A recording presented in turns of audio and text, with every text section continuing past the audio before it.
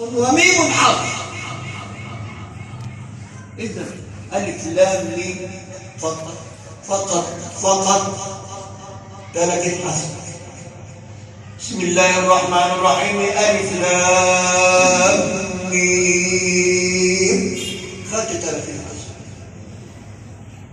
ده كلام سيدنا رسول الله صلى الله عليه وسلم. أنا ما بألفش كلام من عندي. واحد يقول لي الله الراجل ده بيقول كلام ده منين؟ لا، ده كلام سيد الخلق وسيد البشر سيدنا رسول الله صلى الله عليه وسلم. يعني بسم الله الرحمن الرحيم. شوف بسم الله الرحمن الرحيم لا تفعل بس عد بسم الله الرحمن الرحيم بس وخلاص.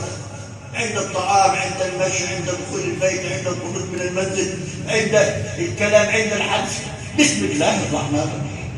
شوف لا تفعل عد وانت قاعد كده عد بسم الله الرحمن الرحيم. واحد يقول لي بسم الله الرحمن الرحيم من القرآن. طبعا من القرآن. واحد يقول لي مش من القرآن. ده بسم الله الرحمن الرحيم الأئمة بيقولوا الحمد لله رب العالمين وما بيقولوش بسم الله الرحمن الرحيم. يبقى مش من القرآن. الله ليه كده يا جماعة؟ لا، بسم الله الرحمن الرحيم آية من كتاب الله. السبع المثاني والقرآن العظيم. السبع المثاني هم مين؟ هي الفاتحة، هي سورة الفاتحة السبع المثاني. لو عديت الآيات هتلاقي بسم الله الرحمن الرحيم آية من كتاب الله. يبقى لازم أعرف إن هي آية عشان خاطر يعني يقول لك ده الحمد لله رب العالمين. ده فين بسم الله الرحمن الرحيم؟ ده اختلف العلماء، وما دام اختلف العلماء يبقى صح وغلط. لما نخلص الصح على طول ونقول بسم الله الرحمن الرحيم السبع المثاني والقرآن العظيم هي آية من كتاب الله. عد آية، عد بسم الله الرحمن الرحيم هتلاقي فيها كذا حرف. الحرف الحسنة والحسنة العشرة هتبقى حوالي 200 300 حسنة في بسم الله الرحمن الرحيم. حينما سئلت السيدة عائشة رضي الله عنها